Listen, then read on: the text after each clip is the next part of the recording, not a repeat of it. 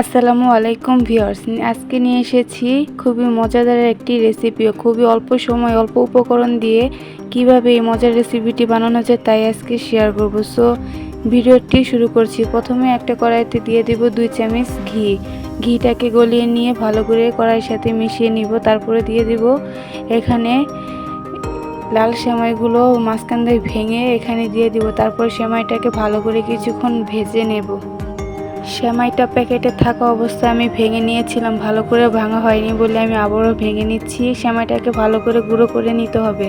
তারপর আমি এখানে দিয়ে দিব 2 থেকে 3 চামচ কনডেন্স মিল্ক দিয়ে ভালো করে আবারও সেমাইটাকে কিছুক্ষণ মিশিয়ে ভালো করে কিছুক্ষণ ভেজে নেব।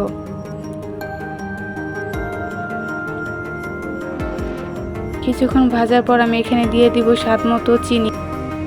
চিনিটা আপনাদের স্বাদ অনুযায়ী দিতে পারেন। সো এইভাবে ভালো করে আবারও কিছুক্ষণ নাড়াচাড়া করে সেমাইটাকে আঠালো ভাব চলে আসলে আমি নামিয়ে নিব। তারপর আমি এখানে নিয়ে নিয়েছি কফির 5টা মুখা নিয়ে নিয়েছি। মুখাটার পরিমাপ অনুযায়ী আমি কয়েকটা পলিথিন এভাবে কেটে নিয়েছি। তারপর আমি এভাবে করে হাত দিয়ে ভালো করে সেমাইটাকে এভাবে দিয়ে স্কোয়ার করে নেব। এভাবে 5টাতে আমি ভরে নিব। ভরে নেওয়ার পর আমি 5 থেকে 10 মিনিটের মতো আমি ডিপ ফ্রিজে রেখে দেব। তারপর আমি একটা বাটিতে নিয়ে নিয়েছি 2 থেকে 3 চামচ গুঁড়া দুধ। তারপরে দিয়ে দেব 2 চামচ কাস্টার্ড পাউডার দিয়ে ভালো করে দুধটাকে মিশিয়ে এই উপকরণগুলোকে আর কি মিশিয়ে নিব। তারপরে চুলাতে আমি দিয়েছিলাম দুধটাকে ভালো করে জাল দিয়ে নিয়েছি। তারপর আমি পরিমাণ মতো দিয়ে দিব চিনি, স্বাদ অনুযায়ী চিনিটাকে দিয়ে দিব।